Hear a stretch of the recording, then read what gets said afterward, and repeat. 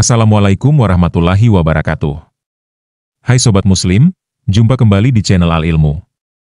Kali ini, kita akan mendengarkan kajian tentang mengapa setiap manusia memiliki jin korin, dari beberapa guru dan ustadz. Selamat menyaksikan, dan mari kita ambil ilmunya. Assalamualaikum Ustaz. Waalaikumsalam warahmatullahi wabarakatuh. Ahlan wa sahlan, na'am, tafadhali. Mau tanya, kan manusia itu ketika lahir itu didampingi oleh jin korin dan jin malaikat yang berupa malaikat. Kemudian apakah jin korin ini selalu menunjukkan kejelekan kita gitu loh, maksudnya mengajak kepada manusianya kepada kejelekan. Dan apakah memang jin korin ini ketika kita meninggal gitu, dia akan terus ada atau dia seperti manusia akan terus mengganggu gitu loh? Nah, jazakallah khair. barakallahu fikum. Ya, ahibati fillah, kalau bicara korin yang selalu membisikkan keburukan kepada manusia, jadi ya selalu ya, kalau dikatakan kerjanya dia adalah menyesatkan manusia, yuwaswisu fi sudurin nas, itu kerjaan dia. Ketika Nabi SAW mengatakan, engkau pun ya Rasulullah, iya, tapi aku aslam. Aslamu atau aslama disebutkan. Aslamu maksudnya selamat aku dari godaannya. Jadi Nabi SAW selamat dari godaan jin yang mengganggunya, setan yang mengganggu. Maka kalau pertanyaannya, apakah dia selalu membisikkan kepada keburukan? Ya, itu memang tugas dia. Maka malaikat akan senantiasa mengajak kepada kebaikan. Kemudian bagaimana tatkala kita meninggal dunia? Apakah dia tetap melaksanakan tugasnya? Wallahu a'lam, nggak tahu. Apakah dia kemudian selesai dari tugas kita, kemudian dia mati juga bersama kita? Sepertinya dia, kalau memang belum datang ajalnya, dia tetap akan menggoda dan boleh jadi pindah tugas lagi. Karena memang setan berusaha untuk membawa sebanyak-banyaknya kawan menuju ke neraka. Barakallahu fiik. Nah, Ustaz minta tolong dijelaskan tentang masalah korin dan apa hikmah dari korin yang selalu menyertai manusia, dan bisakah korin diusir dari manusia? Korin itu memang Nabi SAW jelaskan, ada memang korin, kalian didampingi oleh korin, syaitan yang memang Allah titipkan gitu kan, yang selalu membisikkan keburukan. Ini semua karena permintaan iblis ya, yang ingin menyesatkan manusia, maka Allah SWT izinkan dia. Tetapi Allah Subhanahu Wa Taala memberikan batasan, dia tidak bisa buat apa-apa, dia hanya bisa membisikkan.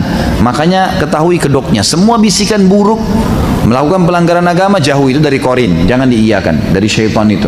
Udah selesai, dia nggak bisa buat apa-apa, dia nggak bisa paksain kita berbuat dosa, dia nggak bisa cekik kita, tarik tangan kita, nggak bisa, dia nggak bisa buat apa-apa, cuma itu saja. Jadi, dan dia tidak bisa seperti apa yang dikatakan tadi, dia nggak bisa mengganggu apapun kecuali cuma bisikan, dan dia tidak bisa menjelma menjadi seperti kita, tidak ada. Makanya Rasulullah SAW dalam sebuah hadis yang diriwayatkan oleh Imam Muslim, beliau mengatakan, "Ma minkum min ahadin illa wa qad wukkila bihi qarinuhu minal jinni wa qarinuhu minal malaikah."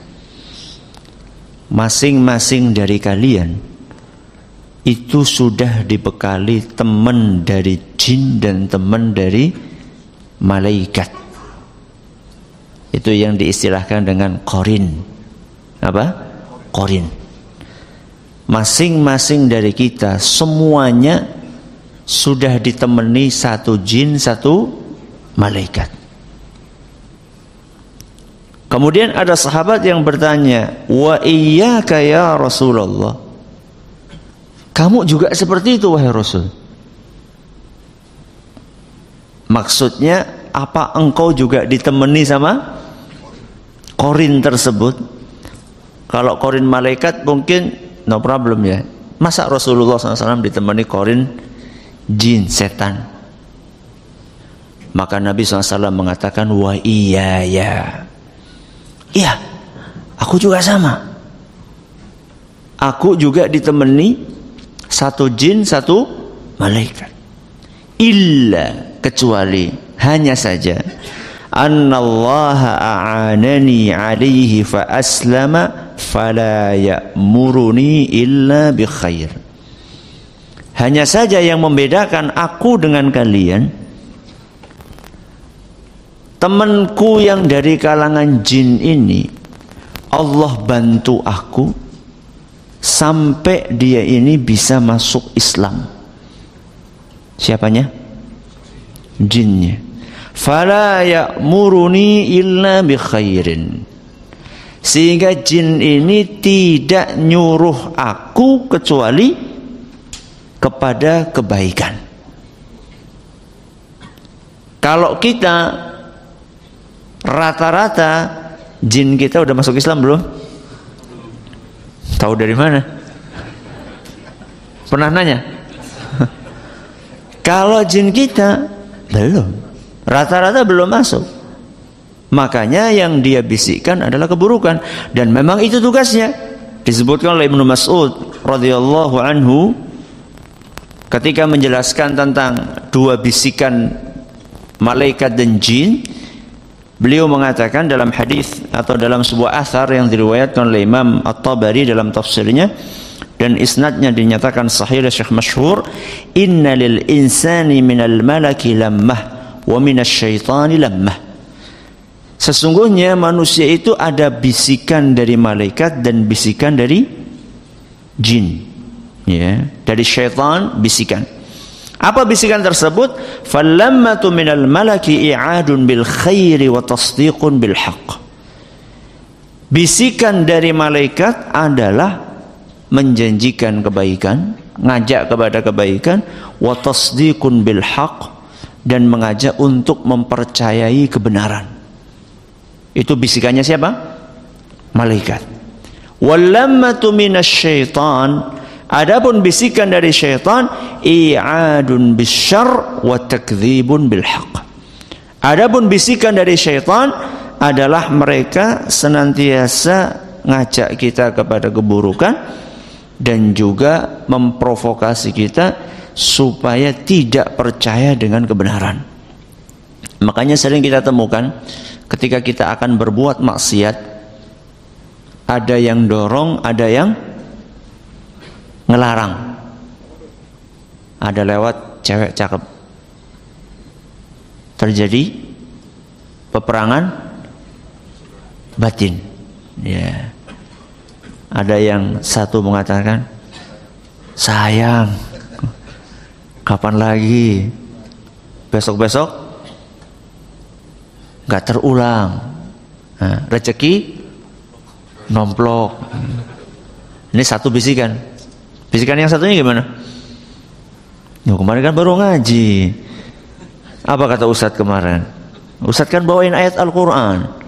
Wa qul lil mu'minina yaghuddu min absarihim. Katakanlah kepada kaum mukminin agar mereka menundukkan pandangan matanya. Setiap kita akan melakukan aktivitas, selalu ada dua bisikan. Yang satunya dari malaikat yang membisikkan kepada kebaikan, yang satunya dari syaitan yang membisikkan kepada keburukan. Qarin itu asalnya dari kata al-qarnu, sesuatu yang menempel lekat, sesuatu yang menempel lekat. Al-qarnu, ya, tanduk kerbau itu disebut dengan qarnun, qarnul jamus, qarnun, nempel dia. Ya. Kalau ada teman yang selalu lekat, memberikan pengaruh gitu kan, sampai nempel betul, nggak mau terpisahkan, itu kemudian berubah katanya dari qarnun menjadi qarinun.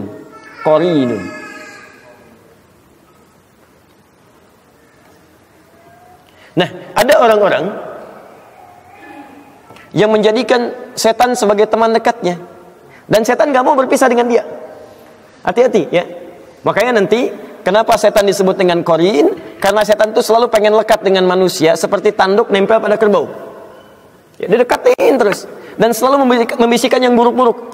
Ya, yang buruk-buruk, memberikan was-was macam-macam, ya, dan sebagainya dan sebagainya dan sebagainya.